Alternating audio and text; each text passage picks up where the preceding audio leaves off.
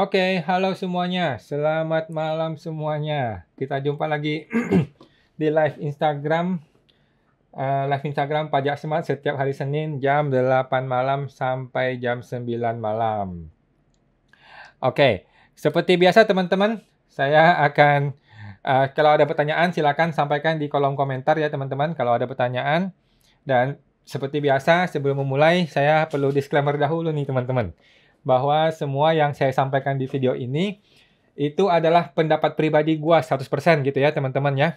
Dan ini bukanlah kajian akademis, tidak dapat dibuktikan kebenarannya, dan belum tentu sesuai dengan peraturan pajak yang berlaku gitu teman-teman. Jadi mohon koreksinya apabila ada yang salah ya, gitu teman-teman. Dan walaupun saya seorang konsultan pajak yang resmi ya teman-teman, tetapi isi video ini bukanlah saran profesional seorang konsultan pajak teman-teman. Anda semua teman-teman ya tidak bisa dan tidak boleh menjadikan video ini atau semua video di Pajak Smart ini ya sebagai pedoman satu-satunya bagi Anda untuk melaksanakan kewajiban perpajakan Anda gitu teman-teman ya. Karena kan masing-masing kita punya kasus yang berbeda-beda gitu. Nah, mohon konsultasikan dengan teman-teman dengan konsultan pajak Anda masing-masing atau ke AR Anda langsung apabila Anda ada pertanyaan yang lebih spesifik tentang perpajakan Anda gitu teman-teman. Dan awan akan tersedia secara gratis secara langsung setiap di live Instagram ya Pajak Smart setiap hari Senin jam 8 malam gitu. By the way teman-teman, program Siapa Takut Pajak, program yang sangat seru sekali ya, STP Siapa Takut Pajak yang baru launching 3 minggu, dari 3 minggu yang lalu nih sampai sekarang, sudah mencapai 100 member teman-teman ya, 100 member ya. Terima kasih buat teman-teman semua yang sudah berjoin, sudah bergabung bersama program STP. Tiada kata yang tepat ya untuk mengucapkan rasa syukur dan terima kasih saya kepada teman-teman yang turut bergabung dalam program Siapa Takut Pajak gitu. Di sana kita terbentuk sebuah komunitas yang sangat eksklusif bagi teman-teman untuk memecahkan permasalahan pajak Anda gitu.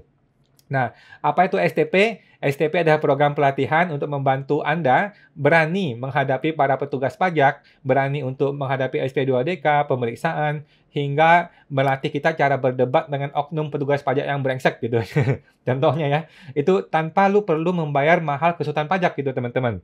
Jika Anda saat ini masih merasa takut nih dengan petugas pajak gitu, takut pemeriksaan, takut SP2DK dan sebagainya, maka program STP ini adalah solusi yang paling tepat buat Anda semua ya. Daripada lu bayar mahal konsultan pajak ya teman-teman.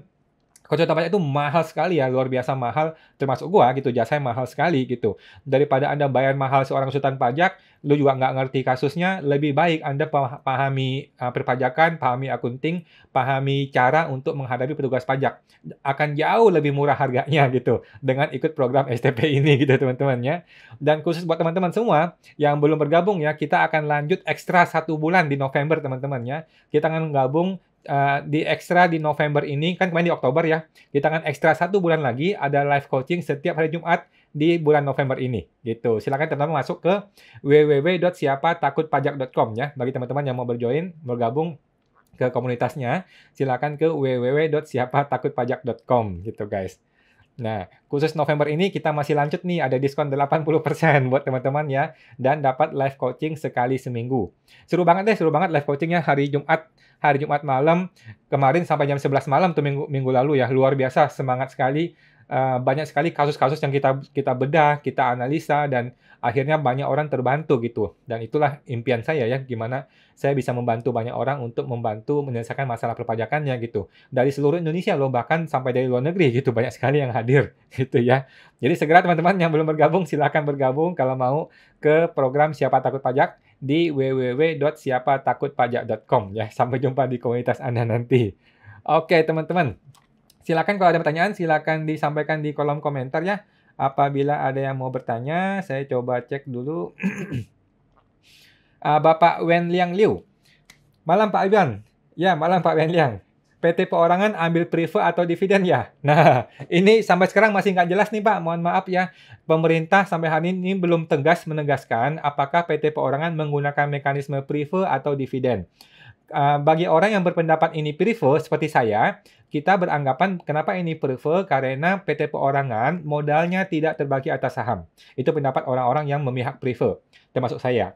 Ada teman-teman yang memihak dividen berpendapat begini, namanya aja PT. Namanya aja sudah PT, maka dia ikuti undang-undang PT. Salah satu ciri khas undang-undang PT adalah dia menggunakan mekanisme dividen.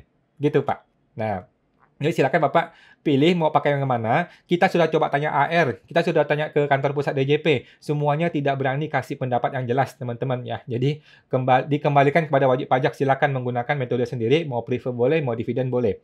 Tetapi anyway, dividen maupun prefer sama-sama 0%, teman-teman ya. Dividen maupun prefer sama-sama menggunakan metode 0% sekarang. Karena dividen itu kalau diinvestasikan maka 0%. Gitu teman-teman ya. Pajaknya, jadi nggak usah bayar pajak gitu. Prefer maupun dividen, arahnya ke depan adalah tidak usah bayar pajak. Gitu teman-teman, Pak Mendiang, semoga terbantu Pak Mendiang. Lanjut. Bapak Salman Talib.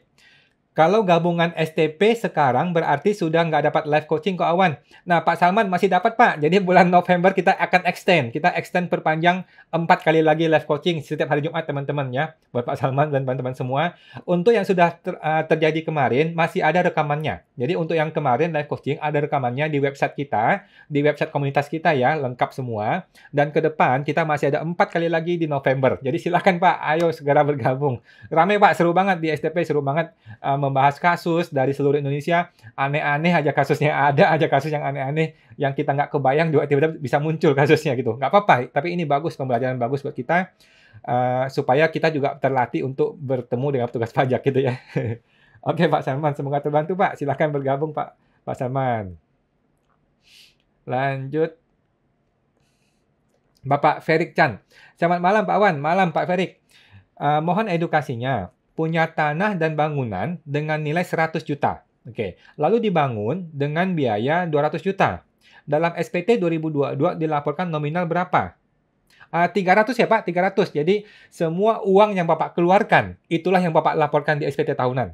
Oke, Bapak sudah keluarkan beli tanahnya 100 juta, Bapak bangun 200 juta, maka total nilai barang ini adalah 300 juta. Bapak laporkan di SPT tahunan senilai 300 juta. Gitu Pak ya.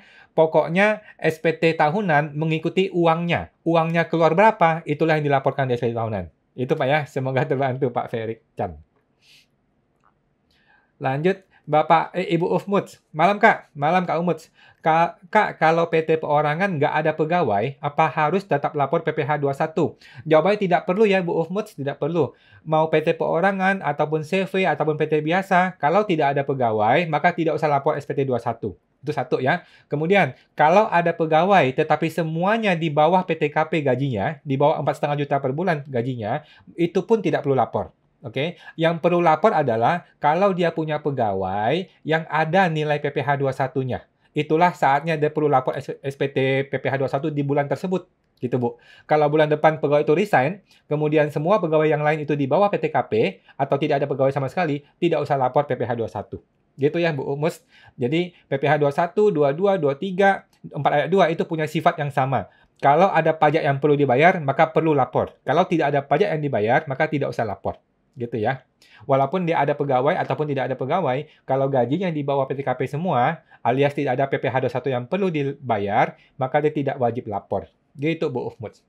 Cuman kalau saya ya, di klien-klien saya tuh semua saya lapor tiap bulan. Walaupun dia punya gaji di bawah PTKP, saya tetap lapor supaya nanti ketika SPT tahunan, ketika terjadi ekualisasi di komputernya pajak, itu akan cocok dengan laporan SPT tahunan. Gitu. Kalau ada yang kita tidak lapor, nanti ketika ekualisasi akan terjadi perbedaan. Nah, ini juga agak repot lagi. Jadi kalau saya lebih cenderung, ya udah saya lapor aja tiap bulan deh, walaupun itu nihil gitu. Kalau saya sih gitu ya, tetapi tidak ada kewajiban ya Bu. Tidak wajib lapor kalau dia nihil. Saya mau terbantu Bu Muts. Terus lanjut, Bapak Randi TJ. Kawan, memang betul ya PT dengan peredaran di atas 50 miliar ya, wajib diaudit. Betul Pak Randi, betul ya. Di atas 50 miliar wajib diaudit. Lanjut, soalnya kemarin saya dapat kunjungan pajak dari AR. PT saya harus diaudit, padahal saya nggak ada kepentingan buat ke bank dan lain-lain. Oke, jadi buat Pak Randi, mohon maaf ya Pak, untuk omset di atas 50 miliar itu wajib diaudit ya. Jadi silakan cari auditor, nggak usah mahal-mahal, auditor yang murah juga banyak ya. Auditor yang murah juga banyak, yang penting ya kerjanya bagus, menghasilkan opini yang bagus gitu Pak ya. Tidak harus tidak harus cari auditor yang mahal sekali, nggak perlu ya. Nggak perlu, tetapi ada kewajiban, ada undang-undangnya. Di atas 50M sudah wajib diaudit. Gitu Pak. Semoga terbantu Pak Randi TJ. Bapak KJ Aksesoris. Malam Pak KJ. Kalau dapat saham perusahaan gratis, atau grant saham, apakah ada pajak yang harus dibayar atas perolehan saham ini? Terus siapa yang harus bayar ya, Ko? Terima kasih. Oke, jadi Pak KJ dapat saham ini dari mana nih? Dari sebuah perusahaan kah? Dari saudara kah? Dari teman kah? Atau dari apa? Dan mereka ini ngasihnya dalam rangka apa? Kenapa nih ada orang tiba-tiba mau kasih kita barang atau saham? Ada apa gitu? Apakah kita bekerja untuk dia, ataukah kita mencapai sebuah omset tertentu, atau apa nih, Pak? Nah, anyway, yang namanya kita dikasih sesuatu yang bernilai, ada nilainya, maka ini adalah objek pajak. Itu anyway gitu sih, Pak. Jadi, kalau Bapak terima saham, saham ini punya nilainya, artinya besok Bapak jual ada dapat duit, nah kan ini berarti hadiah. Nah, ini hadiah namanya. Hadiah itu adalah objek pajak. Gitu, Pak. Nah, siapa yang mesti bayar? Yang mesti bayar adalah si penerima hadiah, yaitu Bapak. Gitu. Bapak bisa bayar dengan dua cara. Pertama, bayar sendiri. Yang kedua adalah dipotong oleh pihak pemberi. Kalau pemberi itu CV atau PT, dia memberikan saham, alias kasih hadiah berupa saham, maka dia akan potong PPh 21 biasanya, kalau ke orang pribadi kita ya. Dia potong PPh 21 atau PPh 23. Nah, ya udah kita terima bukti potong. Nanti bukti potong ini bisa Bapak kreditkan di SPT tahunan pribadi Bapak. Gitu, Pak ya. Intinya, semua yang namanya hadiah, bentuknya saham, motor, mobil, rumah, atau apapun itu, kalau kita terima barang ada nilainya, tapi kita terima secara gratis, maka ini objek pajak. Gitu, Pak ya. Semoga terbantu, Pak KJ Aksesoris. Bapak Ferik Chan, dapat SP2DK, kurang bayar, dan sudah dibayar. Apa perlu mengadakan pembetulan SPT? Oh, perlu, Pak, perlu. Jadi gini, Bapak kan membayar sesuatu pajak kan? Bapak membayar suatu pajak, maka konsekuensi dari membayar adalah pembetulan SPT. Gitu dong. Nah, tapi tergantung dulu nih, Bapak bayar apa nih? Kalau Bapak yang Bapak bayar adalah Bapak badan ya, contohnya nih ya. Kalau Bapak perusahaan, yang Bapak bayar adalah PPh 21, maka yang perlu dibetulkan adalah SPT PPh 21. Kalau Bapak bayar SPT tahunan, maka yang perlu dilaporkan pembetulan adalah SPT tahunan, gitu. Kalau Bapak bayar pajak sewa contohnya, maka yang perlu dibetulkan adalah PPh 4 ayat 2-nya. Gitu. Kalau Bapak orang pribadi disuruh bayar, ini bayar apa nih? Bayar UMKM kah atau apa? Kalau UMKM, maka SPT tahunan Bapak perlu di pembetulan. Gitu, Pak ya. Jadi kalau ada pembayaran, pasti ada pelaporan. Nah, pelaporan itu bisa pelaporan baru ataupun pembetulan. Gitu sih, Pak. Itu konsekuensi wajar ya. Kalau bayar, maka otomatis lapor. Gitu Pak Ferik, semoga terbantu. Lebih baik sih Bapak cek ke AR, bilang ke AR, Pak saya sudah bayar Pak, ini bukti bayarnya. Selanjutnya bagaimana Pak? Apakah saya perlu lapor? Apakah pembetulan atau bagaimana? Minta bantuan sama AR-nya. Gitu Pak Ferik. Semoga terbantu Pak Ferik Chan. Lanjut, Ibu Erika Lasti. Selisih harga LPG 3 kg, menurut Ko Awan dikenakan PPN 10% atau tidak Ko? Oke, untuk penjualan gas dan LPG, ini ada undang-undang khusus, Bu, ada PMK khusus. Tolong cek ke AR-nya. Setahu saya bukan 10%, ada DPP khusus ini, Bu. Nilainya khusus nih PPN-nya nih. Ada nilai PPN khusus, cara ngitungnya pun khusus. Karena kan LPG itu kan ditentukan oleh pemerintah ya. Coba Ibu cek ke PMK-nya atau langsung ke AR-nya, minta print-kan PMK-nya, baca dengan detail di situ, Bu. Karena LPG ini khusus nih. Ini sempat ribut kan kemarin tahun lalu ya. Para pedagang-pedagang LPG pada ribut. Tetapi anyway itu objek PPN ya. Kita mesti sadar, kita sebagai pedagang mesti sadar ini objek PPN. Gitu. Cuman cara ngitungnya bagaimana, tarifnya berapa persen, itu mesti dikomunikasikan dengan AR-nya. Gitu sih, Bu. Kalau Ibu sudah ke PPS, maka 2020 ke bawah sudah aman ya. 2021-nya aja yang dibenerin. Gitu, Bu Erika. Semoga terbantu, Bu Erika. Ibu Lucy Chen. Malam kok. Mau bertanya, jika PKP pindah otomatis namun kode KPP dalam MPP tidak berubah. Memang betul Pak, memang betul ya begitu ya.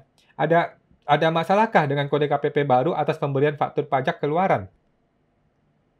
PKP pindah otomatis namun kode KPP tidak berubah. Setahu saya Bu Lucy, sekarang ini yang namanya pindah alamat, nomor MPP sudah tidak berubah lagi. Gitu sih Bu. Jadi kode KPP yang dulu itu, yang kode KPP 3 digit itu sudah tidak berlaku sekarang. Jadi ketika kita pindah alamat, nomor MPWP-nya tetap sama. Setahu saya seperti itu Bu, baru-baru ini ya. Terbaru ini mungkin 1 tahun terakhir sudah begitu. Sekarang ini kalau kita pindah alamat, kode KPP tidak berubah. Setahu saya begitu Bu ya. Jadi nggak ada masalah, nggak usah khawatir Bu. Yang penting Ibu dapatin MPWP terbaru, ternyata memang tidak ada perubahan, ya sudah betul. Gitu Bu Lucy. Nggak ada masalah. Sudah betul, ikuti yang terbaru. Walaupun tidak ada perubahan kode KPP. Memang tidak perlu berubah lagi sekarang. Gitu. Semoga terbantu Bu Lucy. Bapak Ferdi Ceplok. Malam kawan, malam Pak Ferdi. UMKM di bawah 500 juta tidak perlu bayar PPh, tetapi wajib lapor bulanan. Gimana caranya kok? Oke, jawabannya tidak perlu lapor bulanan Pak. Jadi sampai sekarang belum ada PMK atau aturan yang menjelaskan cara lapornya bagaimana. Jadi ya sementara ini kita nggak usah lapor, nggak usah bayar. Jadi Bapak nggak usah lapor, nggak usah bayar. Bapak cukup laporkan nanti di SPT tahunan, Pak. Di SPT tahunan Bapak akan laporkan sebelum bulan Maret ya. Jadi sebelum bulan Maret 2023 nanti, Bapak akan laporkan ISPT 2022 nanti Pak ya. Dengan omset di bawah 500 juta dan tidak ada pembayaran. Gitu Pak. Nggak usah lapor saat ini ya. Karena belum ada PMK, belum ada petunjuk cara lapornya gimana. Gitu Pak Ferdi. Semoga terbantu Pak Ferdi. Bapak Wen Liang Liu. Terima kasih Mo Fakwan. Terima kasih Pak sama-sama. Mau tanya lagi Pak. Dengarnya sekarang faktur pajak atas pembelian rumah atau ruko untuk perusahaan. Maka developer harus buka faktur penjualan tanah berapa dan bangunan berapa ya? Saya kurang jelas ini Pak, belum pas. Saya nggak tahu juga sih, karena saya nggak pernah beli properti dan belum ada klien yang betul-betul bisnis properti ya. Nggak ada masalah sih Pak kalau memang gitu. Kan dulunya dia buka faktur itu satu faktur untuk tanah dan bangunan, sekarang kan disuruh pecah faktur kan. Mana faktur tanah, mana faktur bangunan gitu Pak ya. Nggak ada masalah Pak. Saya tidak tahu persis mengenai teknisnya, tetapi kalaupun ini benar, nggak ada masalah juga kan. Dia tinggal, berarti ada dua faktur, faktur tanah sama faktur bangunan. Nggak ada masalah sih Pak. Gitu. Semoga terbantu Pak Benjam. Lanjut. Bapak Wendy Lionel. Pak, maaf mau tanya, untuk UMKM yang omsetnya di bawah 500 juta per tahun, tetap melaporkan SPT tahunan? Jawabannya iya Pak. Iya Pak Wendy ya. Jadi untuk UMKM di bawah 500 juta ataupun di atas 500 juta, tetap harus lapor SPT tahunan. Oke, kenapa? Karena SPT tahunan bukan cuma ngomongin omset. SPT tahunan itu lengkap. Jadi SPT tahunan itu melaporkan data keluarga, data istri, data anak, kemudian data penghasilan yang lain, data hartanya, data hutangnya, data bukti potongnya, dan sebagainya ya. Jadi SPT tahunan itu lengkap ya, komplit semua. Data pajak UMKM hanyalah sebagian dari data SPT tahunan. Gitu Pak ya. Jadi tetap harus lapor SPT tahunan untuk orang yang punya omset di bawah maupun di atas 500 juta per tahun. Ya gitu Pak ya. Jadi jangan sampai ketinggalan lapor ya, harus lapor sebelum 31 Maret tahun depan. Semoga terbantu Pak Wendy Lionel. Bapak Salman Talib, Ko Awan, cara lapor PPh 0,5% sudah ada atau belum ya? Belum ada Pak ya, mohon maaf, setahu saya belum ada sampai sekarang, PMK-nya belum terbit. Jadi kita tunggu aja deh. Sementara nggak usah lapor, udah pasti nggak usah lapor sementara ini. Kalau PMK-nya terbit, nanti kita tunggu ya, bagaimana PMK-nya. Gitu Pak. Semoga terbantu Pak Salman. Bapak Randi TJ, Ko Awan, tanya lagi kok.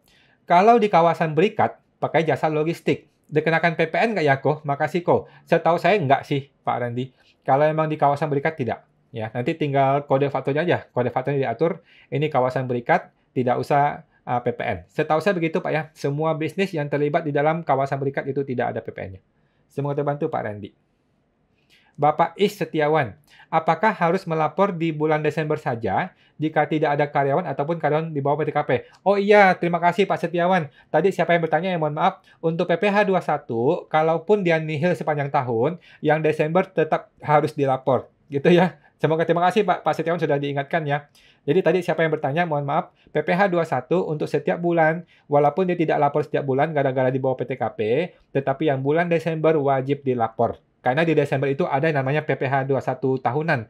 Data karyawan setahun tuh ada di situ, ada di Desember ya. Jadi itu harus diisi data setahunnya. Mungkin itu ya dalam rangka untuk equalisasi. Gitu Pak Setiawan. Terima kasih Pak Setiawan ya, sudah diingatkan. Jadi PPh 21 walaupun di bawah PTKP sepanjang tahun, tetapi Desember tetap wajib lapor. Semoga terbantu Pak Setiawan. Terima kasih Pak. Bapak Edi Kurniawan Official. Pak Awan, salam kenal dari Jambi, Sumatera. Wah, terima kasih Pak Edi. Saya ada kakak ipar dari Jambi. Ada dua malah.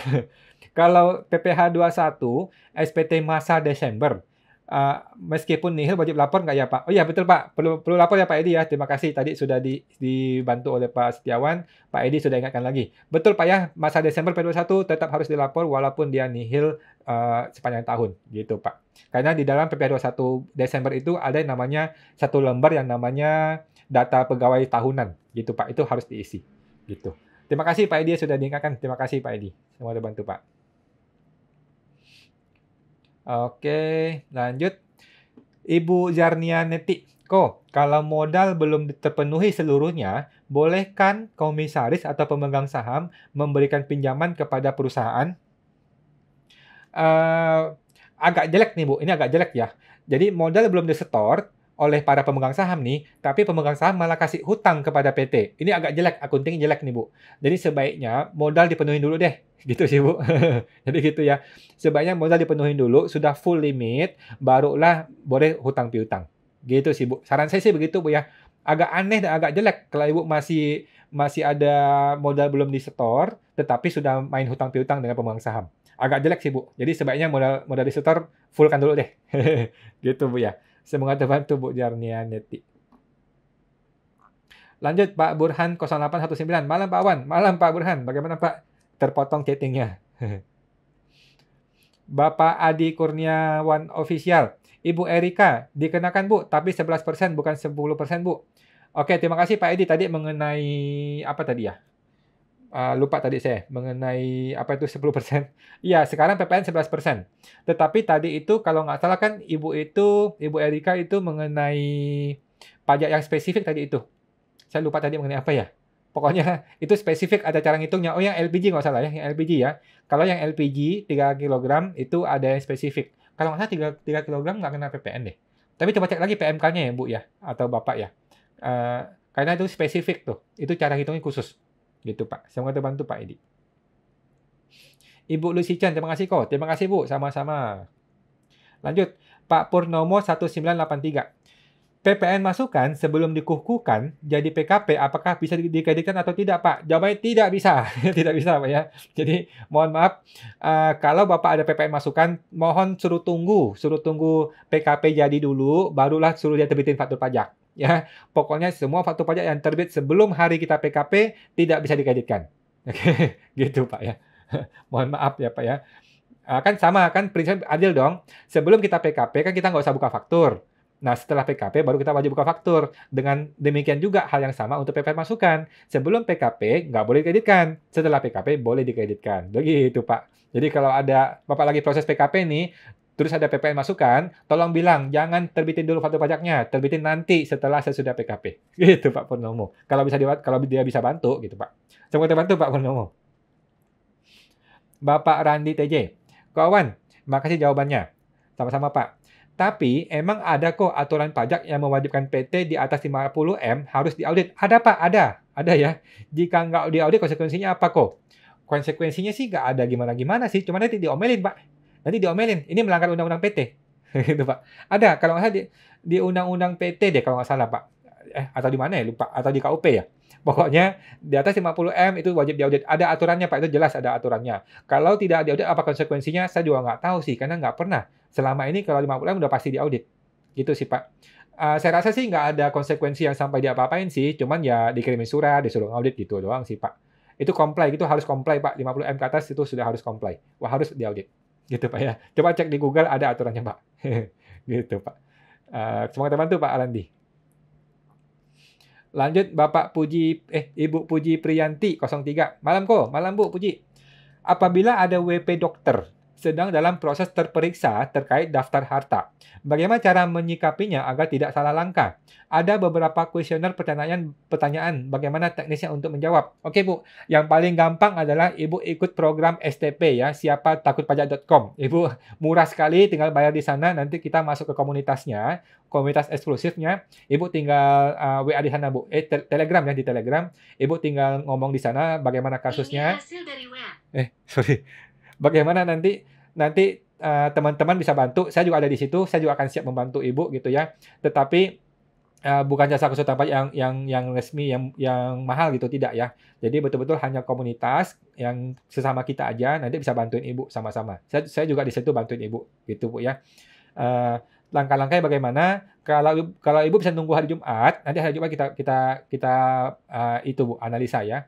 Jadi hari Jumat kita kan ada live coachingnya untuk program STP. Nah nanti kita analisa di situ. Nanti Ibu kasih tahu bagaimana suratnya, apa isinya, nanti kita analisa sama-sama. Gitu Bu Puji.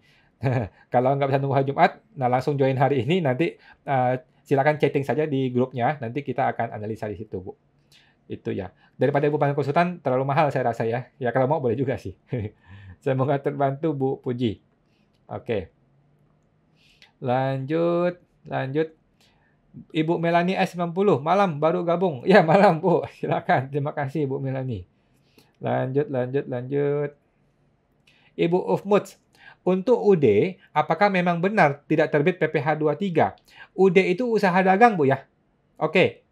Jadi mohon maaf, UD itu sama dengan orang pribadi. Setahu saya begitu ya. UD, kemudian PD, itu adalah sama dengan orang pribadi. Buktinya apa? Buktinya NPWP-nya itu NPWP orang pribadi. Gitu sih Bu, setahu saya seperti itu. Terus benar tidak bisa terbit PPh 23? Saya nggak ngerti maksudnya Ibu. Maksudnya Ibu apakah menerbitkan unifikasi PPh 23 atau dipotong PPh 23? Oke. Sekarang kalau menerbitkan unifikasi PPh 23, setahu saya bisa kalau diaktifkan ya Bu ya. Kalau orang pribadi mau mengaktifkan fitur PPh 23, setahu saya juga bisa. Karena sekarang kan orang pribadi sudah bisa unifikasi. Oke. Kalau dipotong bagaimana? Dipotong juga bisa. Seharusnya kan orang pribadi dipotong PPh 21 harusnya ya. Tetapi kalau dipotong PPh 23 juga bisa setahu saya sih. Harusnya nggak ada masalah kalau memang mau dipakai PPh 23. Tetapi orang pribadi biasanya menggunakan PPh 21. Gitu sih Bu. Gitu. Kalau bingung, bikin PT perorangan aja. Paling benar. Semoga terbantu Ibu Ufmuts. Lanjut, Bapak Ferdinand Harjiono. Saya sudah bayar PPh pasal 4 ayat 2 untuk sewa rumah ke perorangan. Oke. Sudah lapor SPT masa pakai e-Bupati. Oke. Kok di DJP online statusnya masih kurang bayar? Oke, jadi Pak Ferdinand nggak usah khawatir. Yang dimaksud status kurang bayar bukan berarti Bapak belum bayar. Bukan ya. Yang dimaksud status kurang bayar itu adalah nama sebuah istilah saja di pajak. Gitu Pak. Itu bukanlah pertanda kalau Bapak belum bayar. Bukan ya. Itu adalah nama status. Artinya SPT ini ada yang dibayar. Gitu Pak ya. Jadi status KB atau status kurang bayar di sebuah laporan pajak maksudnya adalah SPT ini ada yang dibayar. Gitu Pak. Bukan berarti Bapak kurang bayar atau belum bayar. Bukan ya. Itu hanyalah sebuah istilah. Jadi Bapak nggak usah worry, nggak usah khawatir. Bapak sudah betul. Bapak sudah bayar, sudah lapor, sudah betul Pak ya. Tidak ada yang perlu dikhawatirkan lagi. Gitu Pak. Sudah beres Pak ya. Itu hanyalah sebuah status dalam istilah perpajakan kita. Istilahnya kurang bayar. Bukan berarti Bapak belum bayar, bukan ya. Jadi kurang bayar hanyalah sebuah istilah bahwa Bapak ada yang dibayar. Gitu Pak Ferdinand. Semoga terbantu Pak. Bapak Is Setiawan. Terima kasih Pak Wan. Makasih Pak, sama-sama. Masalah kos-kosan, jadi tidak kena PPh final pasal 4 yang 10%. Kalau nggak salah yang saya baca kemarin atau dengar kemarin ya, kos-kosan di bawah 10 kamar itu tidak kena yang PPh 10%. PHR 10% kalau nggak salah. Kos-kosan di atas 10 kamar barulah kena yang 10%. Itu yang saya dengar Pak ya. Bapak coba cek lagi ke peraturan yang lebih detail, cek ke Google Pak. Untuk lebih detailnya, takutnya saya salah gitu. Kalau nggak salah dia ada jumlah kamarnya untuk kualifikasi dia kena atau nggak kena 10%. Gitu sih Pak. Coba cek ya. Terus apakah ini kena pajak sewa 4 ayat 2 ataukah pajak PHR? Setahu saya ini PHR ya, pajak daerah, bukan pajak negara yang final 4 ayat 2. Gitu Pak. Coba cek ke Google Pak supaya lebih pasti. Pak Ian. Semoga terbantu Pak Is Setiawan. Bapak Yapiantono. Malam kawan, malam Pak Yapi.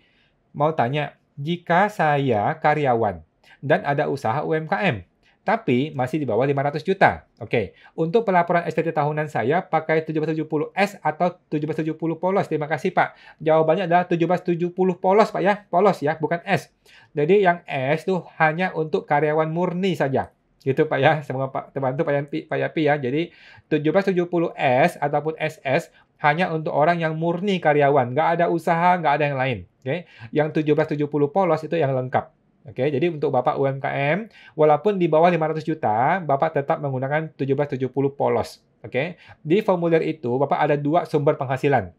Satu dari pekerjaan dalam negeri, karyawan, yang satu dari usaha. Usaha itu UMKM. Nanti Bapak ada daftarnya itu, daftar Januari berapa omsetnya, Februari berapa omsetnya, Maret berapa omsetnya, sampai mungkin 400 juta contohnya. Gitu Pak ya. Tetapi berapa pajaknya? Pajaknya 0. Gitu Pak ya. Gitu Pak ya. Semoga terbantu Pak ya. Kalau Bapak masih bingung, boleh gabung ke program stp.com ya. Siapa takut pajak.com. Nanti di sana bisa diskusi juga di sana. Gitu. Semoga terbantu Pak Yapi. Bapak Ibu Melani S90. Pak Awan, Mau tanya mengenai fasilitas UMKM yang 0,5% itu berlaku 7 tahun, betul Bu ya untuk orang pribadi.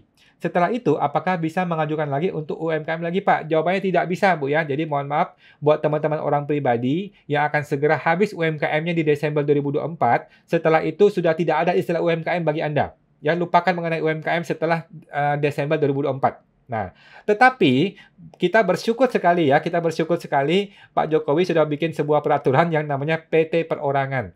Nah, Ibu bisa bikin PT Perorangan nanti Bu di Desember 2024. Saya yakin deh 99,99% UMKM orang pribadi akan bikin PT Perorangan di Desember 2024. Gitu, Bu. Para konsultan pajak bakal kaya nanti itu gara-gara itu. Jadi nggak usah khawatir, Bu. Setelah 7 tahun berlalu, Ibu bisa bikin PT Perorangan dan akan bisa memanfaatkan 3 tahun lagi UMKM. Setelah 3 tahun bagaimana? Bikin PT Perorangan baru. Ya, setelah 3 tahun bagaimana? Bikin PT Perorangan baru. Selama masih UMKM, masih punya omset di bawah 4,8 M, maka Ibu bisa tetap menggunakan PT Perorangan UMKM. Gitu sih, Bu. Jadi nggak ada masalah ya. Itu solusi yang sangat tepat, Bu, PT Perorangan untuk semua UMKM yang akan berakhir masa di Desember 2024. Semoga terbantu, Bu Melanie S. Bapak Kaye Collection. Kalau pajak UMKM 0,5% yang sudah terlanjur dibayarkan, jadi pencatatannya di SPT juga bagaimana?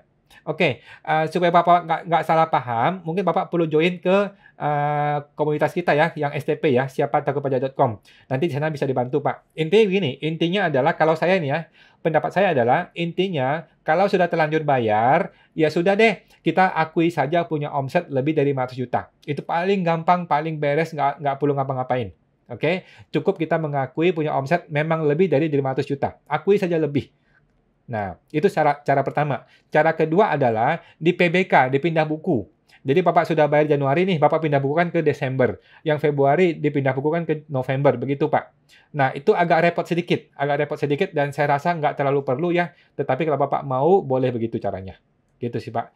Nah, supaya lebih jelasnya Bapak coba gabung aja ke siapatakutpajak.com ya. Di sana lebih enak kita bisa ngobrol di sana. Dan ada live coaching di hari Jumat nanti. Gitu Pak KJ. Semoga terbantu Pak. Ibu Melanie S90. Program STP gimana caranya? Saya kok tidak bisa ya? Caranya gini Bu, Ibu masuk ke website yang namanya www.siapatakutpajak.com. www.siapatakutpajak.com. Nanti di sana ada penjelasannya. Ibu kalau oke, tinggal masukin nama, email, nanti tinggal bayar, daftar. Nanti akan dibantu oleh tim manajer saya. Oleh tim manajer ke Ibu Salsa nanti, manajernya. Gitu Bu ya. Semoga terbantu Bu Melanie. Pak Edi Kurniawan Official. Untuk LPG 3 kg itu menggunakan DPP nilai lain. Ya, betul DPP nilai lain. Sesuai PMK 220 tahun 2020 kawan. Baik, terima kasih Pak Edi. Terima kasih Pak Edi ya tadi Ibu siapa tadi yang bertanya ya. LPG 3 kg itu menggunakan istilah khusus menggunakan DPP nilai lain ya. Apa itu DPP nilai lain? Coba Ibu pelajari nanti di PMK-nya ya. PMK 220 tahun 2020. Supaya nggak salah ya. Karena kemarin saya dengar banyak orang ribut gara-gara ini. Memang sudah seharusnya kita patuh sama PPN ini sih, gitu sih. Coba cek ke PMK-nya ya Ibu ya tadi ya. Semoga terbantu. Terima kasih Pak Edi, makasih banyak Pak Edi. Lanjut, Bapak Randi TJ. Makasih ya jawabannya, sama-sama Cara join forum dan coaching siapa takut pajak gimana ya? Caranya gampang sekali Pak. Bapak tinggal masuk ke website yang namanya www.siapatakutpajak.com. Disambung semua ya. www.siapatakutpajak.com. Nanti di sana ada benefitnya. Bapak kalau oke tinggal masukin nama, nomor HP, kemudian pembayaran, kemudian tinggal hubungi ke manajer untuk bisa masuk ke websitenya. Nanti di website itu akan ada berisi video-video pelatihannya. Nanti di mission 1, lesson 1 yang pertama kali akan ada tempat untuk join ke grup kita bersama gitu Pak. Nah, semoga terbantu Pak Randi ya. Silakan masuk ke www.siapatakutpajak.com. Terima kasih Pak Randi. Ibu Puji Priyantin 03. Siap kawan, terima kasih. Siap Bu, terima kasih. Sama-sama. Lanjut. Bapak Ali Sunjaya, mau tanya, yang lapor UMKM itu apa sudah ada? Belum ada Pak Ali, jadi mohon maaf ya, kita tunggu saja. Untuk UMKM, belum ada cara lapornya, tidak usah lapor dulu. Gitu. Semoga terbantu Pak Ali. Lanjut. Bapak Luki Disket. Malam Pak Luki. Direktur CV meninggal. dan password perpajakan belum ditemukan sehingga lapor PPN telat dan sudah terbit STP. Oke, mengajukan penghapusan denda tapi ditolak. Apa arahan supaya penghapusan diterima, Ko? Wah, repot ya. Cara pertama, Pak ya. Cara pertama, coba ajukan ulang. Ajukan ulang, jelaskan ini orang meninggal, saya nggak ngerti caranya. Jadi mohon dihapuskan dendanya. Itu cara pertama. Cara kedua, kabur aja, Pak. Jadi kan ini orang meninggal nih. Orang meninggal, semua hartanya silakan diwariskan kepada anak-anaknya, kepada keluarga, diwariskan semua jadi nol semua. Ya udah, denda nggak usah dibayar. Silakan cari kuburannya udah. Gitu. Bercanda Pak ya, tapi itu bisa dilakukan ya. Kalau angkanya sudah besar dan Bapak nggak mau bayar, ya udah, semua warisan itu dihabiskan semua warisannya ke anak-anaknya dan silakan NPWP ini ditutup. Kalau masih ada tunggakan, nggak usah dibayar, nggak apa-apa. Kan orang sudah meninggal, mau gimana lagi? Gitu. Semoga terbantu Pak Luki. Lanjut.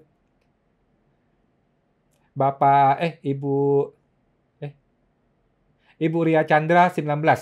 Apakah PT Perorangan harus didaftar ke kehakiman?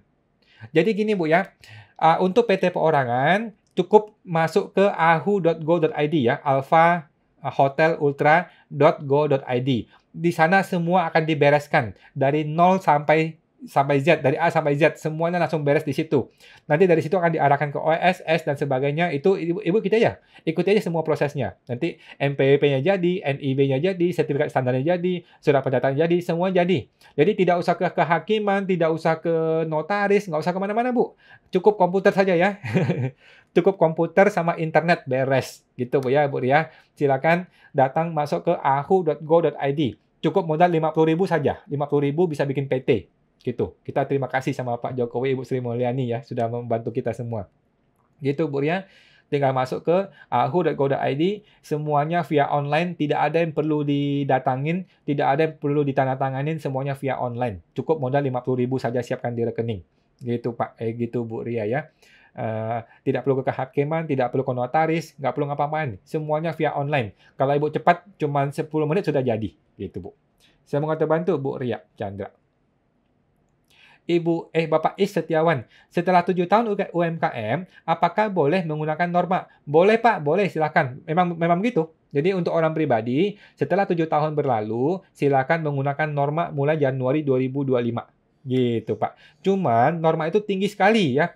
Bagi orang yang sudah terbiasa menggunakan UMKM, itu nggak akan mau bayar norma, karena akan naik 10 kali lipat pajaknya. Gitu ya. Orang yang sudah terbiasa menggunakan UMKM, pajaknya bakal 10 kali lipat kalau menggunakan norma. Jadi bakal banyak orang yang berpindah menjadi PT Perorangan nanti setelah 7 tahun. Gitu sih Pak Setiawan. Karena PT Perorangan bisa kembali menggunakan UMKM untuk 3 tahun lagi. Gitu Pak. Semoga terbantu Pak Setiawan. Bapak Burhan 0819. Malam Pak Wan, malam Pak Burhan. Kalau kita mendirikan PT Perorangan di akhir November 2022, apakah harus melaporkan SPT tahunan 2022? Jawabannya iya Pak, betul. Iya, perlu ya. Jadi walaupun masih nol semua, tetap harus dilapor Pak ya, SPT tahunan 2022. Gitu Pak ya.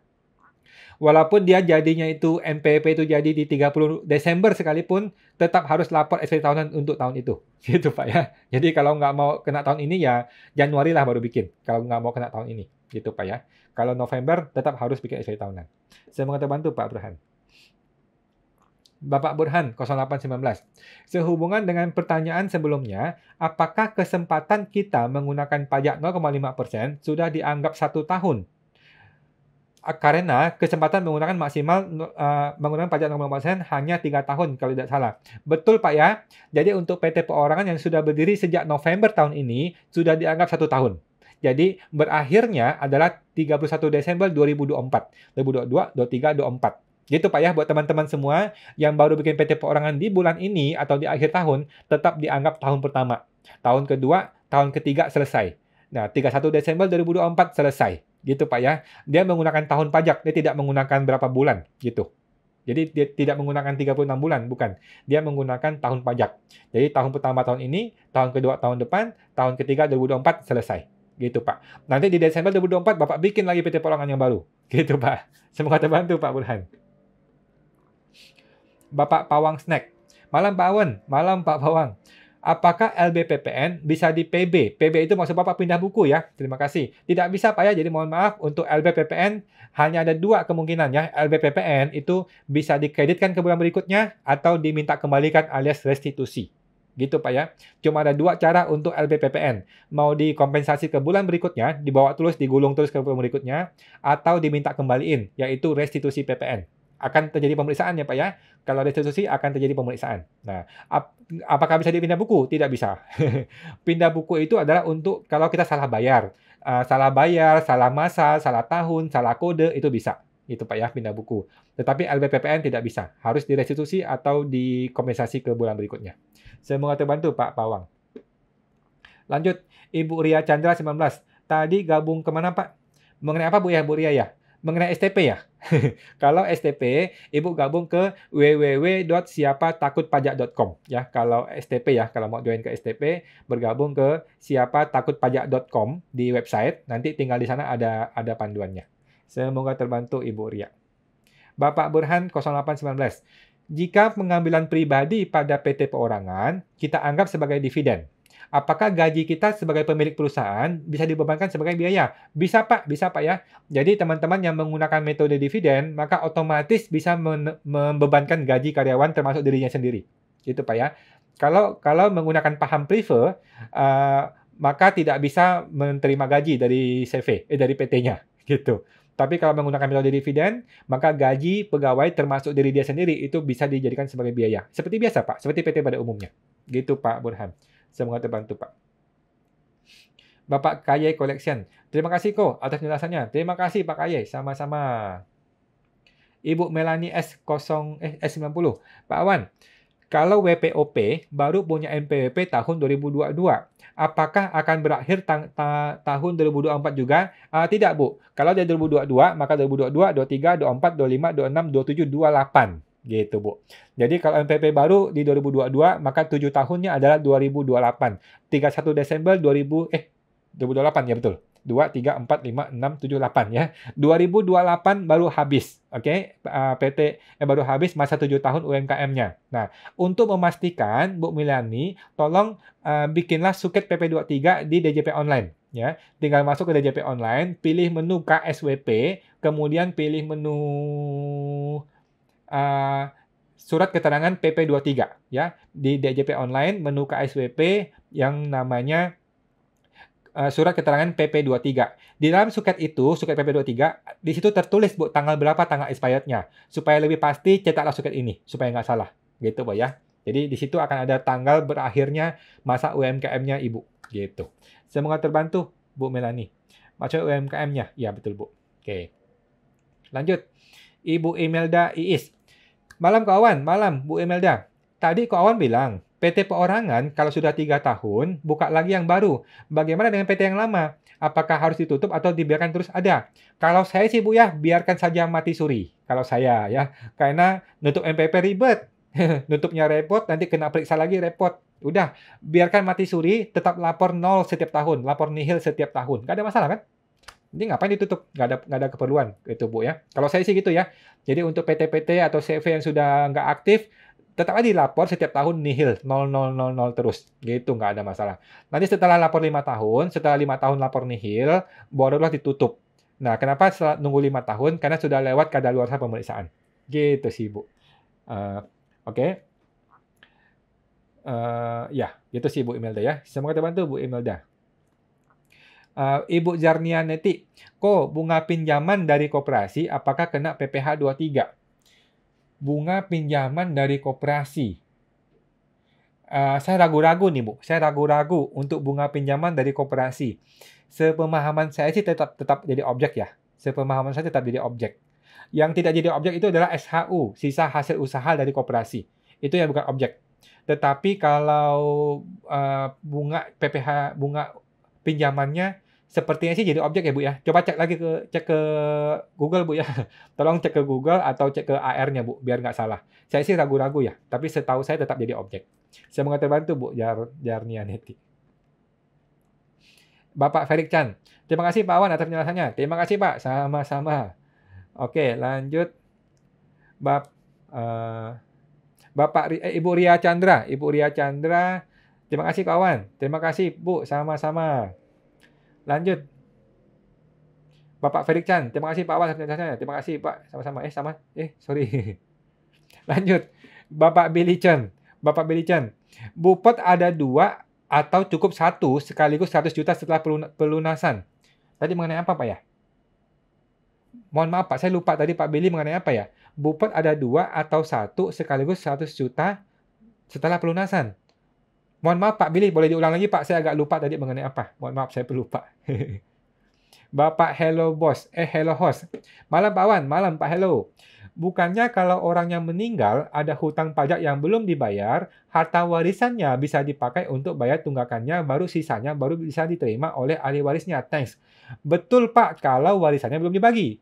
Gitu Pak ya. Jadi warisan yang belum terbagi masih menjadi objek pajak.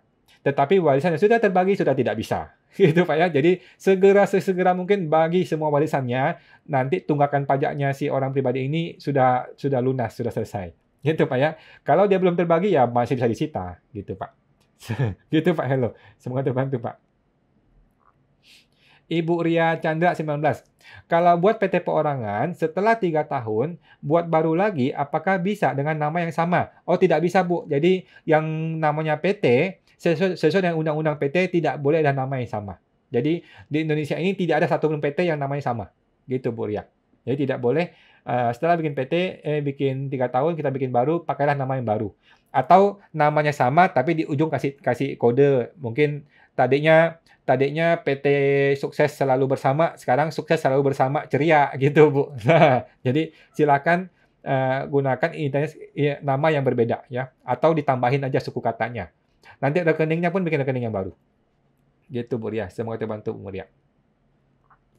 Ibu Zarnia Neti, karyawan gajinya yang di bawah PTKP yang bekerja hanya 4 bulan saja, apakah boleh dilaporkan PP21 di bulan Desember saja? Boleh Bu, boleh. Jadi untuk orang di bawah PTKP, tidak dilapor di bulanan. Nanti di Desember tetap harus dilapor ya. Waktu Desember, nanti di bagian tahunannya, orang ini akan tetap dilapor sebagai gaji 4 bulan saja. Gitu Bu Jarniati. Semoga terbantu Bu Jarniati. Lanjut. Bapak Burhan. Terima kasih Pak Awan atas jawabannya. Terima kasih Pak Burhan. Sama-sama Pak. Bapak Deva Arisandi. The best. Wah, terima kasih. Bang Deva nih. Bapak Billy Chen. Apakah 1M dihitung dari total nilai faktur pengambilan barang dagangan sebelum ditambahkan PPN? Tadi mengenai apa nih Pak ya? Mohon maaf. Pemberian bonus 10% juga dihitung dari DPP. Mohon petunjuk. Mengenai bonus ya. Saya lupa Pak mengenai apa tadi ini Pak ya. Tolong Bapak boleh diketik lagi Pak rangkaiannya Pak. Ceritanya tadi bagaimana ceritanya? Saya agak lupa mengenai apa ini. Mohon maaf Pak Billy ya. Kalau Bapak mungkin mau lebih detail bisa join ke komunitas Pak. Join ke komunitas ke STP. Atau boleh tolong dirangkai lagi kata-katanya Pak. Mohon maaf. Tadi ke potong-potong kayaknya. Ibu Melanie S. Terima kasih Pak Awan atas penjelasannya. Terima kasih Bu. Sama-sama. Lanjut. Bapak Makmur Lilis. Pak Awan. PT yang udah PKP dan ingin dimatiin. Gimana caranya? Terima kasih. Oke. 1. Apakah Bapak siap diperiksa atau tidak? Ya, kalau Bapak tidak siap diperiksa, maka laporkanlah PPN nihil terus selama 5 tahun yang akan datang. Oke? Kalau Bapak tidak siap diperiksa ya, kalau Bapak ragu-ragu, tidak siap diperiksa, maka laporkanlah PPN nihil terus-menerus selama 5 tahun yang akan datang. Oke? Yang kedua, kalau Bapak sudah siap diperiksa, Bapak yakin dengan laporan keuangan Bapak, yakin dengan laporan pajaknya sudah betul, maka Bapak ajukan penutupan NPWP segera. Ya, ada formulirnya, ada formulir pencabutan NPWP. Bapak jelaskan di situ alasannya apa? Apakah karena sudah tidak beroperasi? Apakah karena omset sudah di bawah 4,8 M atau apa? Nanti tinggal ajukan penghapusan PKP, nanti akan diperiksa. Akan diperiksa dahulu, setelah diperiksa, kalau sudah clear, maka PKP akan dicabut. Selesai. Gitu, Pak. Gitu ya. Saya mau dibantu Pak Makmur Lilis ya. Intinya adalah siap diperiksa atau tidak. Kalau siap diperiksa, maka silakan diajukan pencabutan PKP. Kalau nggak mau diperiksa, ya udah ditahan terus, dilapor selama 5 tahun akan datang, baru kemudian dicabut. Gitu Pak. Semoga terbantu Pak Makmur. Bapak Billy Chen, penyewa sewa gedung 1M. Kemudian DP-nya 100 juta. Pelunasannya 900 juta. Bukti potongnya 1 atau 2. Oh, 2 Pak, 2 ya. Kalau saya sih 2. Kalau saya bukti potong selalu ngikutin pembayaran. Gitu Pak. Supaya Bapak nggak terlalu gede. Kalau Bapak bayar 100 juta tetapi mesti bikin bukti potong 1 M kan besar, kemahalan. Apalagi PPN ya. Kalau PPN juga sama, ngikutin pembayaran, bukan ngikutin total total nilainya. Nanti Bapak nggak sanggup bayarnya. Gitu sih, Pak. Jadi DP setiap kali pembayaran itulah saatnya buka faktur dan saatnya bikin bukti potong. Gitu Pak Billy. Semoga terbantu, Pak. Ibu Ria Chandra 19.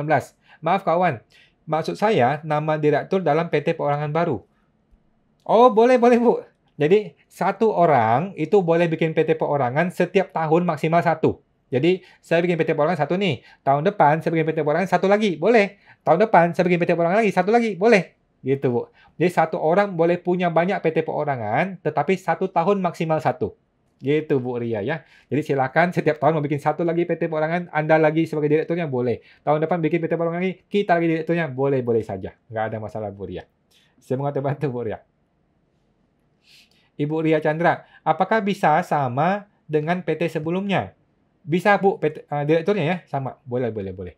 Jadi sama seperti PT biasa. Kalau PT biasa kan satu orang boleh bikin banyak PT kan? Boleh-boleh aja, gitu. Tetapi kalau PT perorangan hanya dibatasin satu maksimal dalam setahun, gitu. Jadi satu orang hanya boleh bikin satu PT perorangan dalam 1 tahun. Tahun depan mau bikin lagi, silakan bikin lagi. Dengan orang yang sama, silakan. Namanya berbeda ya, nama PT berbeda. Gitu Bu Ria. Terima kasih, semoga terbantu Bu. Lanjut, Bapak Agung Parasara. Kok Awan, WPOP omset di tahun 2021 di bawah 500 juta. Ini omset 2021 atau 2022, Pak? Apakah semuanya kena PP 23 atau porsi omset per Oktober, November, Desember 2021 yang dikecualikan dari PP 23 karena omset di bawah 500 juta? Ini 2021 atau 2022, Pak ya? Jadi peraturan mengenai 500 juta itu baru berlaku di tahun ini, di 2022 Pak ya. Di 2021 itu belum ada. Ya, 2021 belum ada istilah UMKM 500 juta, itu belum ada istilah itu. Oke. Jadi UMKM 500 juta itu baru berlaku 1 Januari 2022. Oh, maksud Bapak gara-gara undang-undang HPP ya? Oke. Undang-undang HPP memang berlaku di Oktober, tetapi penerapan 500 juta itu berlaku 1 Januari 2022. Gitu Pak ya. Jadi buat teman-teman UMKM yang namanya 500 juta tidak kena pajak itu baru berlaku di 1 Januari 2022. Walaupun itu tertulis di Undang-Undang HPP yang berlaku di Oktober 2021 kemarin ya. Gitu Pak ya. Jadi mohon maaf, 2021 tetap pakai tarif normal seperti biasa. 2022 lah baru dimulai yang namanya UMKM 500 juta itu di bawah tidak kena pajak. Semoga terbantu Pak Agung Parasara. Ibu Renia Yunengsi, mau tanya Pak, kalau karyawan di bawah PTKP dan hanya bekerja beberapa bulan saja, tidak usah dilaporkan tiap bulan ya PPh pasal 21-nya. Tidak perlu Bu, tidak perlu ya. Jadi dalam 1 bulan apabila tidak ada PPh 21 yang perlu dibayar, maka seluruh karyawan itu tidak usah dilapor. Oke. Tetapi dalam 1 bulan jika ada satu aja karyawan yang di atas PTKP sehingga ada bayar PPh 21-nya, maka seluruh karyawan itu harus dilaporkan di bulan tersebut. Gitu Bu ya. Nah, jadi intinya kalau emang semuanya di bawah PTKP, nggak usah lapor tiap bulan nggak usah lapor. Nanti di akhir Desember baru dilapor. Gitu Bu Reni. Semoga terbantu Bu Reni. Ibu Wen Liang Liu. Terima kasih Pak Awan. Terima kasih Pak, sama-sama. Apa maksudnya lapisan 1, 2, dan 3 untuk perhitungan tarif penghasilan karyawan harian atau karyawan lepas? Thanks. Lapisan 1, 2, 3. Saya nggak gitu pasti Pak mengenai yang Bapak maksudkan. Kalau yang Bapak maksud ada level-level di PPh 21, ya itu level biasa, yang 5%, 15%, 25, 30, 35, gitu Pak. Itu kan ada 5 level ya, itu level PPh 21. Dan itu juga berlaku untuk karyawan tidak tetap, dan juga bukan pegawai. Sama berlakunya Pak. Sama berlakunya, gitu sih. Apa yang Bapak maksudkan, apakah itu? Gitu Pak. Semoga terbantu Pak Ben Liang. Lanjut. Bapak Wen Liang, 450, 4,5 juta, dan XN. Oh, iya. Jadi pegawai lepas itu kan ada hitungan tuh. Dalam 1 hari, kalau dia bekerja 2 hari saja, kalau 1 harinya di bawah 450.000, maka dia nggak kena pajak. Oke? Kalau 1 hari di atas 450.000, maka dia kena pajak, walaupun cuma 2 hari. Walaupun masih di bawah 4,5 juta. Gitu Pak ya, betul kan? Jadi kalau dia kerja harian, maka 1 harinya maksimal 450.000.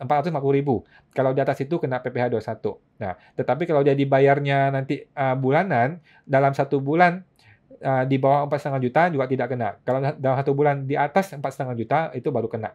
Gitu sih, Pak. Yang ketiga saya masih kurang jelas mengenai level yang ketiga. Itu sih. Semoga terbantu Pak Ben Liang. Bapak Ben Liang dan 10,200 juta. Saya nggak yakin nih Pak mengenai ini. Saya juga nggak pernah sih ngurusin pegawai yang sampai di atas 200 juta gitu penghasilannya. Coba cek lagi yang Bapak masukkan tadi bagaimana. Semoga terbantu Pak Ben Liang. Bapak E. Setiawan, jika PT sudah tidak beroperasi, ajukan pencabutan PKP, apakah akan diperiksa? Jawabannya iya Pak. Mau PT, mau CV, mau OP, mau beroperasi ataupun tidak beroperasi, kalau mengajukan pencabutan PKP sudah pasti diperiksa. Itu adalah SOP standar dalam kantor pajak ya Pak ya. Jadi yang namanya pencabutan PKP itu sudah pasti harus diperiksa. Kenapa begitu? Filosofinya gini, ini kan orang tadi PKP, tadi kan dia bukan faktur pajak nih, sekarang tiba-tiba dia mau berhenti, sehingga kan negara ada kemungkinan dirugikan gitu Pak. Jadi akan diperiksa dulu. Nah, diperiksa bukan berarti salah, diperiksa kan cuma memeriksa doang. Kalau memang sudah clear, sudah betul, setelah diperiksa ya akan diperbolehkan cabut PKP. Gitu sih Pak, nggak ada masalah. Yang penting kita rapiin aja, kita rapi akunting sama pajaknya, kita siap diperiksa. Gitu aja sih Pak. Saya mau bantu Pak Setiawan. Bapak Aja Listrik, UMKM orang pribadi naik pangkat PT perorangan di tahun ini. Oke, tahun ini tetap lapor SPT PPH tahun 2023 bikin SPT nihil. Betul Pak, betul. Betul ya. Jadi orang pribadi tetap perlu lapor SPT tahunan, PT perorangannya tetap harus lapor SPT tahunan. Oke, yang mana yang nihil atau tidak nihil tergantung dari omset. Kalau memang dia tidak ada omset, ya nggak usah lapor. Maksudnya tetap lapor tetapi nihil, gitu Pak ya. Jadi kalau nggak ada omset, tetap dilapor tetapi nol. Nilai omsetnya nol, nilai PPH-nya juga nol. Gitu Pak Ajeh. Semoga terbantu Pak Ajeh Listrik. Lanjut, Pak Is Setiawan. Apakah PT perorangan harus menggunakan pembukuan? Jawabannya yes ya, iya. Kalau pencatatan boleh tidak? Tidak boleh. Ya. Jadi yang namanya PT, CV, PT perorangan, perkumpulan, asosiasi, yang namanya badan, itu wajib pembukuan ya. Buat teman-teman ya, mohon maaf, jangan sampai salah persepsi ya. Sekali bikin PT perorangan, maka wajib pembukuan. Oke, pembukuan apa yang dimaksud? Pembukuan yang dimaksud adalah bikin jurnal, ada buku besarnya, ada neracanya, ada laba rugi.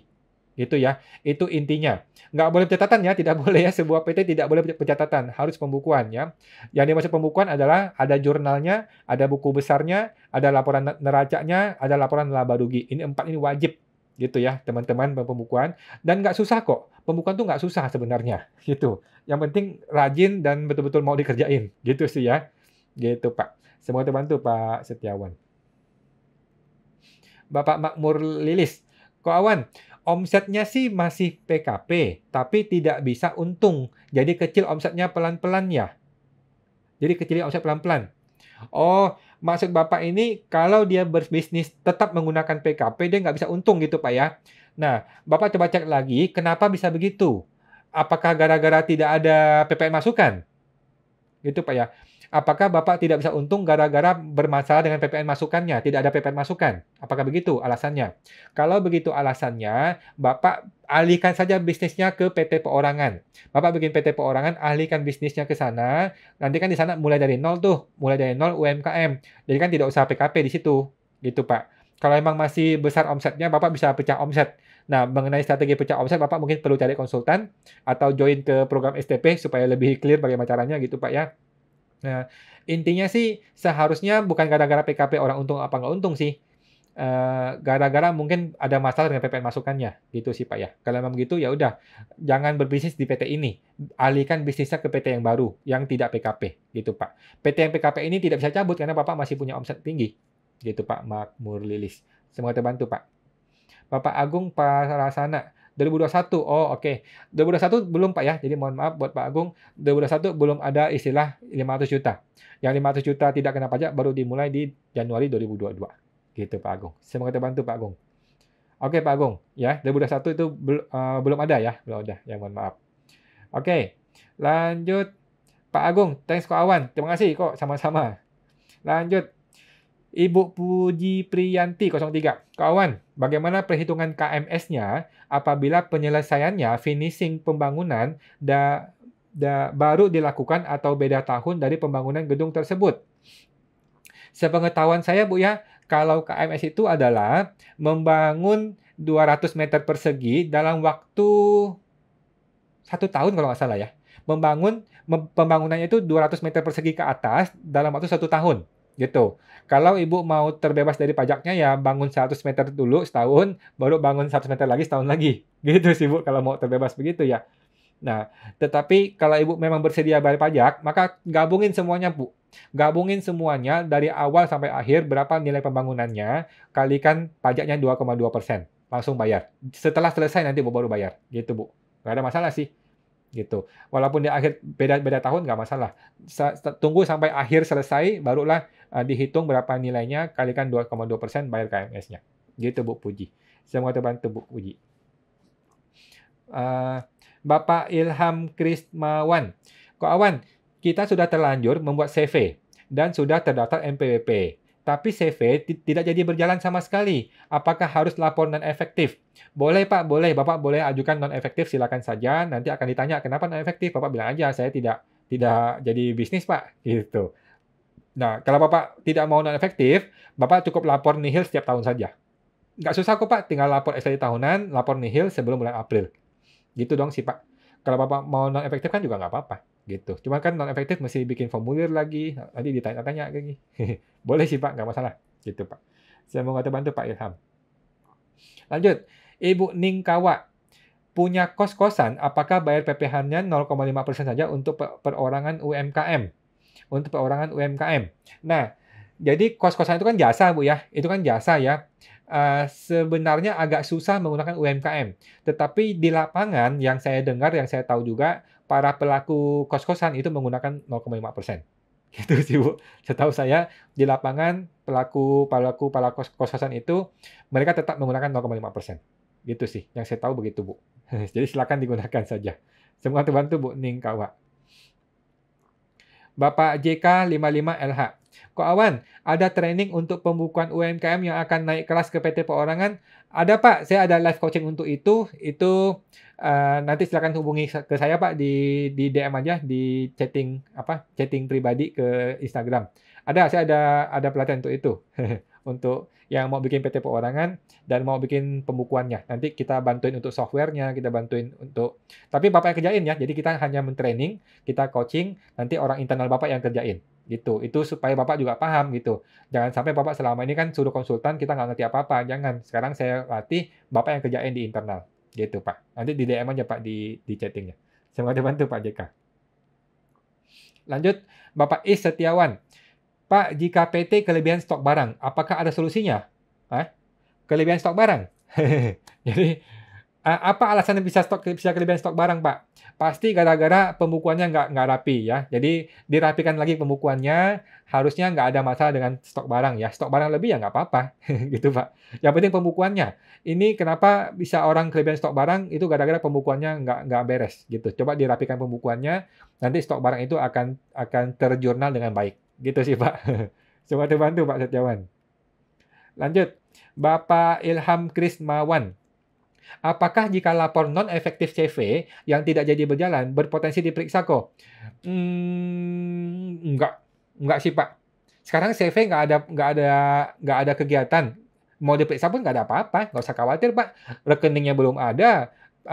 Penjualannya belum ada, pembeliannya belum ada, nggak ada apa-apa Pak. Jadi kalaupun diperiksa nggak usah khawatir, bilang Pak ini PT nggak sama sekali belum jalan, nggak usah diperiksa lagi, langsung tutup gitu Pak. Nggak ada masalah Pak Ilham, semoga terbantu Pak. Oke, sudah habis semuanya. Sudah jam 9 ya teman-teman.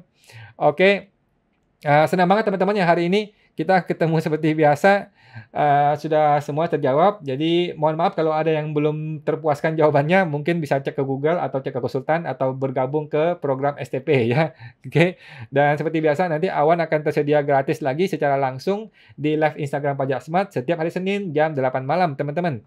Dan program STP ya seperti yang tadi saya jelaskan yang baru launching 3 minggu ya, baru 3 minggu launching sudah ada 100 member teman-teman. Sudah ada 100 orang yang bergabung dalam komunitas eksklusif ini ya. Jadi luar biasa banget. Thanks banget, terima kasih buat teman-teman yang sudah bergabung di komunitas eksklusif STP ini. Bagi teman-teman yang belum bergabung, nah silakan gitu, silakan bergabung kalau mau ya.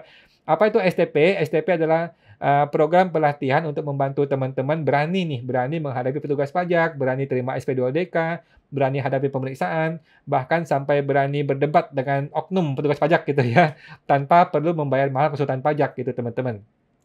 Jadi kalau Anda masih ada ketakutan bertemu petugas pajak, masih ada mindset nggak berani gitu ya, maka program STP ini adalah solusi yang tepat buat teman-teman ya. Daripada lu bayar mahal konsultan pajak ya, sekarang ini konsultan pajak puluhan juta gitu hanya untuk ngurus gituan, lebih baik Anda langsung berlatih, terjun langsung menghadapi petugas pajak secara langsung di lapangan gitu teman-teman. Dan kita akan ada lanjut ekstra 1 bulan November untuk live coaching ya teman-teman. Kan kemarin kan di Oktober kita live coaching. Sekarang ada tambahan ekstra 1 bulan untuk live coachingnya guys, gitu ya. Silakan teman-teman masuk ke siapatakutpajak.com ya. Nah, khusus November ini masih ada 80% diskon dan live coaching sekali setiap minggu di hari Jumat malam. Gitu. Seru banget teman-teman ya, seru banget di sana sudah 100 orang berkumpul, kita banyak ngobrolin kasus, banyak membahas kasus, banyak pengalaman dan kita bisa melihat berbagai macam kasus yang terjadi di Indonesia ini gitu. Bahkan dari luar negeri juga ada gitu. Oke teman-teman, silakan bergabung ya guys di www.siapatakutpajak.com. Nanti sampai jumpa di komunitas STP kita. Itu ya teman-teman semua ya. Terima kasih semua sudah bergabung. Oke. Terima kasih semua, terima kasih, thank you, thank you. Oke, terima kasih semua ya. Kita jumpa lagi Senin depan jam 8 malam. Sampai jumpa semuanya. Terima kasih, mari.